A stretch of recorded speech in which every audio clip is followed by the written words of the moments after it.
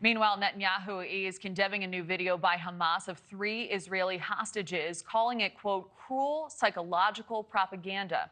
Now, the video shows these 3 women accusing Netanyahu of failing to protect Israeli citizens and also failing to bring them back home safely. One of the women called for an agreement to secure their release in exchange for Palestinian prisoners. And in the meantime, Israeli forces are moving slowly on its ground offensive in Gaza, keeping the possibility of negotiating the release of more than 200 hostages, a top priority that has many families right now on edge. Here with us for more insight is retired Navy SEAL Mike Sarraille. Mike, thank you so much for being here. We certainly appreciate your service to our country and joining us today. So you've said that Hamas has always used civilians as human shields. We've seen their brutal tactics. Is there a path to bringing these innocent hostages home safely? And if so, based on your experience, what does that look like? I know you've mentioned that they're likely not in the same location, and once forces go in to save one group, it puts all others at higher risk.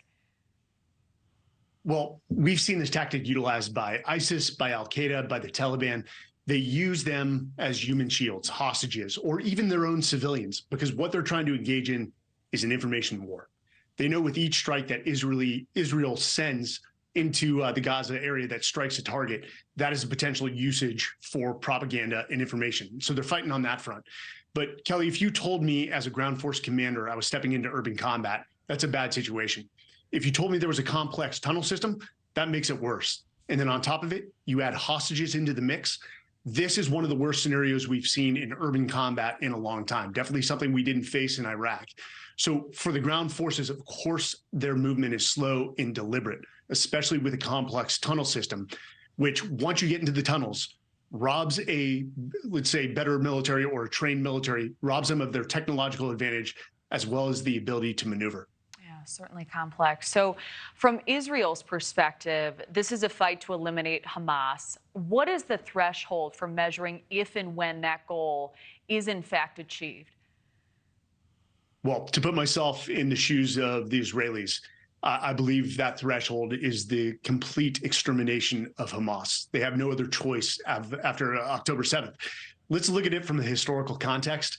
If post 9/11, the UN had told us to stand down and show restraint and call a ceasefire, the United States would have moved them out of the way and continued on to war. This is their time for choosing.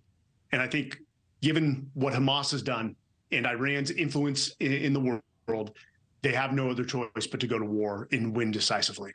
So as you know, Mike, there are a lot of dynamics at play with the demands of Hamas. At the same time, this anticipated ground offensive, you've said that offensive is imminent and will likely be incredibly deadly.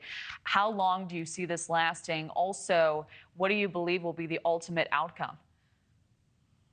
So with urban combat, again, it's slow.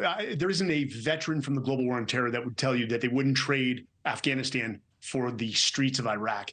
Again, with the tunnel system, their clearance has to be slow and deliberate. You've got a densely populated city, Gaza, the Strip, which makes it even more complex. And for the Israelis, the IDF, they are a professional military.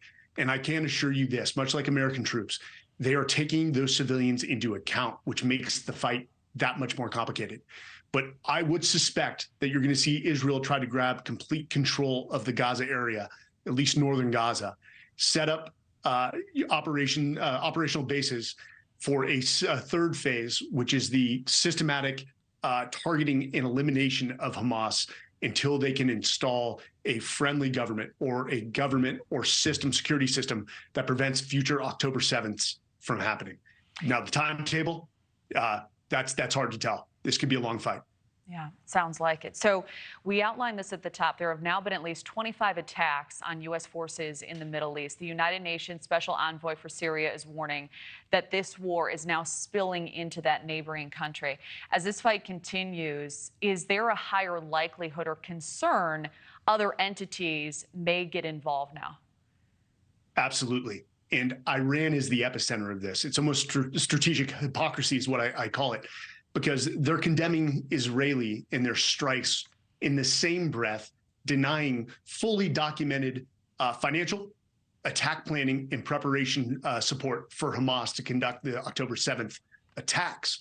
But if Hezbollah initiates or enters into this war, it then could become a domino effect where Iran overtly enters the war.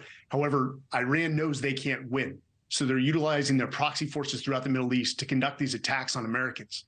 Now, if one American service member is killed or maimed, the U.S. has no option but to retaliate. And as I said before, retaliate decisively to a point that even our allies would tremble in their boots by our response. Thank you for watching. Go to newsnationnow.com to find News Nation on your television provider. And don't forget to click the red subscribe button below to get more of News Nation's fact-driven, unbiased coverage.